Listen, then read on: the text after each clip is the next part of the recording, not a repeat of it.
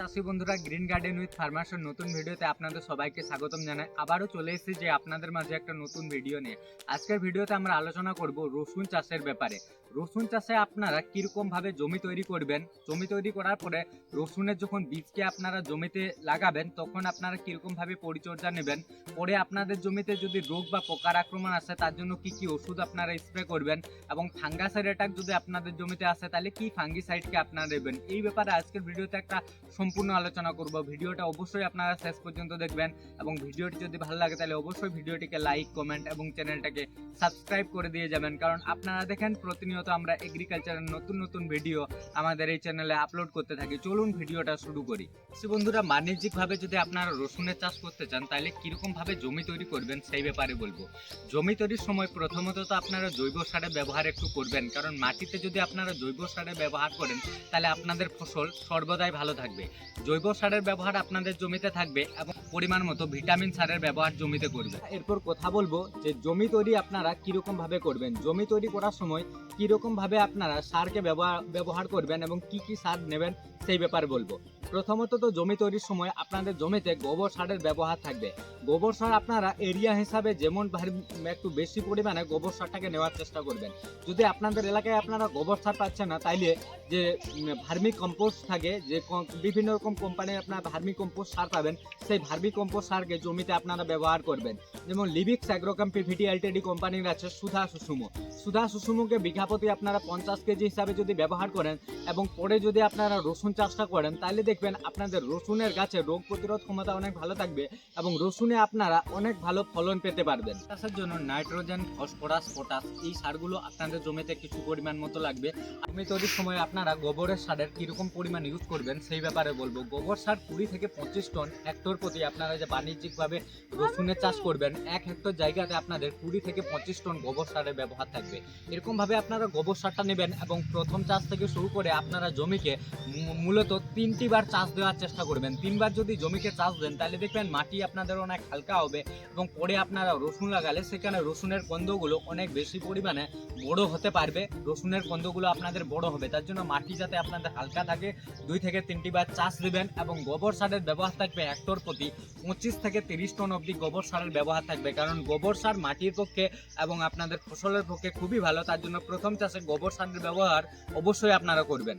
রসুন চাষের জন্য ভালো বীজ আপনাদেরকে প্রথম নির্বাচন করতে হবে। চাষি বন্ধুরা, আপনারা যখন রসুনের চারা নির্বাচন করবেন, সুস্থ চারাকে আপনারা নির্বাচন করবেন। রসুন লাগানোর জন্য আপনাদেরকে প্রথম যে চারা নির্বাচন করবেন সেটা একটু ঠিকঠাক মতো আপনাদেরকে করতে হবে। যে রসুন আপনারা জমিতে লাগাবেন, লাগাবার সময় আপনাদের দূরত্বটা কীরকম থাকবে সেই ব্যাপারে এখন আমি আপনাদেরকে বলবো। এই যে আপনাদের লাইন থেকে লাইনের যে একটা দূরত্ব আছে এটা যদি মোটামুটি আপনাদের 15 সেন্টিমিটারের মতো থাকে তাহলে সব থেকে ভালো হয়, এবং গাছ থেকে গাছের যে দূরত্ব হবে আপনাদের রসুন চারার সেটার দূরত্ব মোটামুটি 10 সেন্টিমিটার মতো রাখবেন। এরকম ভাবে যদি আপনারা রাখেন তাহলে দেখবেন আপনাদের রসুনের যখন কন্দগুলো বসবে তখন অনেক ভালোভাবে আপনাদের রসুনের কন্দগুলো বসবে এবং আপনারা বেশি পরিমাণে ফলন এরকম ভাবে পেতে পারবেন। রসুনের জমিতে কি কি সমস্যা আপনাদের হতে পারে সেই ব্যাপারে এখন আমি বলবো। রসুনের জমিতে আপনারা অনেক সময় দেখবেন রসুনের আপনাদের গোল গোল জিলেবির মতো হতে থাকে। এরকম সমস্যা যদি আপনারা দেখতে পারেন, এই সমস্যাটাকে আমরা বলি জিলেবি রোগ বলি। এরকম সমস্যা যদি আপনারা জমিতে দেখতে পাচ্ছেন যে রসুনের চারা আপনাদের গোল গোল টাইপের হয়ে যাচ্ছে, তাহলে আপনারা কি স্প্রে করবেন সেই ব্যাপারে বলবো। আলিকা বা জাম বলে যে ইনসেক্টিসাইড গুলো আছে, এই ইনসেক্টিসাইড গুলো আপনারা জমিতে একটু স্প্রে করার চেষ্টা করবেন, কারণ এইরকম সমস্যা যদি আপনারা জমিতে দেখেন তাহলে ওই স্প্রে যদি নেন আপনারা আলিকা বা জামকে, তাহলে দেখবেন ওই সমস্যাটা আপনাদের জমিতে আর আসবে না। এবং রসুনের জমিতে অনেক সময় আপনাদের থ্রিপসেরও অ্যাটাক হতে পারে। থ্রিপসের অ্যাটাক থেকে আপনাদের জমিকে বাঁচানোর জন্য আপনাদেরকে স্প্রে করতে হবে সিনজেন্টা কোম্পানির একতারা বা বায়ার কোম্পানির সোলোমন। মাইটসের যে আক্রমণ আছে, মাইটসের আক্রমণটাকে নিয়ন্ত্রণ করার জন্য আপনাদেরকে স্প্রে করতে হবে লিভিক্স অ্যাগ্রোকেম পিভিটি এলটিডি কোম্পানির যে আছে মাইট অ্যান্ড ইমপ্রুভ। এই মাইট অ্যান্ড ইমপ্রুভকে যদি জমিতে স্প্রে করেন তাহলে মাইটসের আক্রমণ থেকে আপনারা আপনাদের রসুনের ফসলকে বাঁচাতে পারবেন। যদি আপনারা চান মাইট অ্যান্ড ইমপ্রুভের সাথে নিম তেল লিভিক্স কোম্পানির মার্গো শাকে স্প্রে করতে পারেন। মাইটসের আক্রমণ থেকে আপনাদের জমিকে মাইট অ্যান্ড এবং মার্গোসা দুটোর একসাথে স্প্রে মাইটসের আক্রমণ থেকে আপনাদের রসুনের জমিকে বাঁচাবে এবং আপনাদের রসুনের ফসলকে খুব সুন্দর রাখতে সাহায্য করবে।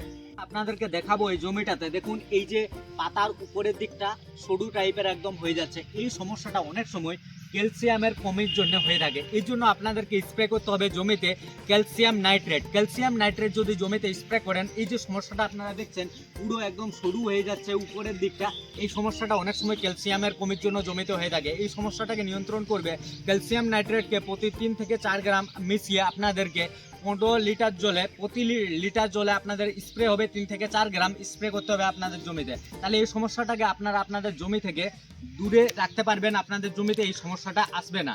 চাষি বন্ধুরা, আপনারা যে জমিতে দেখছেন অনেক সময় বেশি পরিমাণে আপনাদের জমিতে অনেক বেশি পরিমাণে রোগ লাগছে, এই যে পাতা পোড়া পোড়া হয়ে যাচ্ছে, অনেক সময় কি হয় জানেন, এই সমস্যাগুলো আপনাদের জমিতে অত্যধিক পরিমাণে নাইট্রোজেন সার ব্যবহার করার জন্য হয়।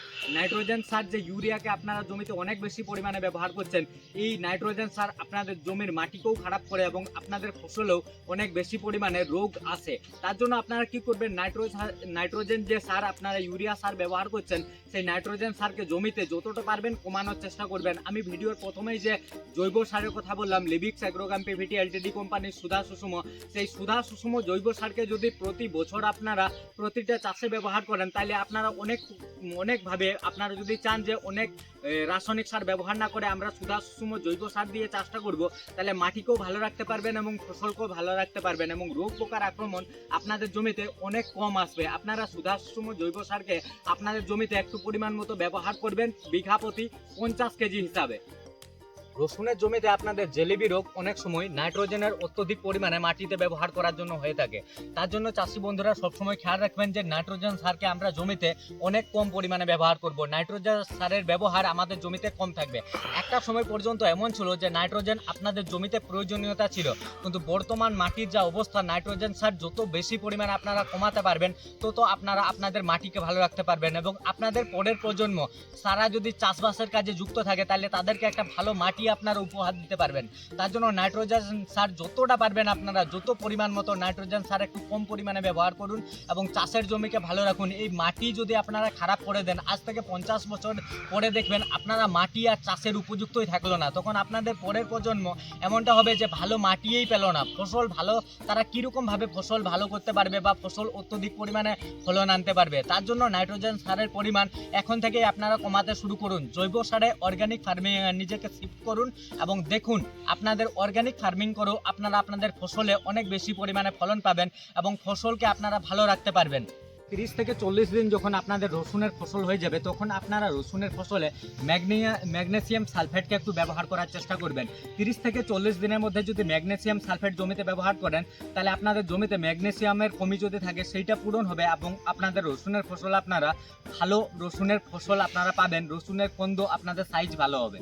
রসুনের ফসলে আপনারা ভালো যদি কন্দ পেতে চান, তাহলে আপনারা কি স্প্রে করবেন এই ব্যাপারে আপনাদেরকে বলবো। তাহলে আপনাদেরকে স্প্রে করতে হবে ফ্লাসের স্প্রে আপনাদের জমিতে একটু থাকবে। ফ্লাসের স্প্রে যদি জমিতে আপনারা করেন, তাহলে রসুনের কন্দ আপনারা ভালো মতো পেতে পারবেন।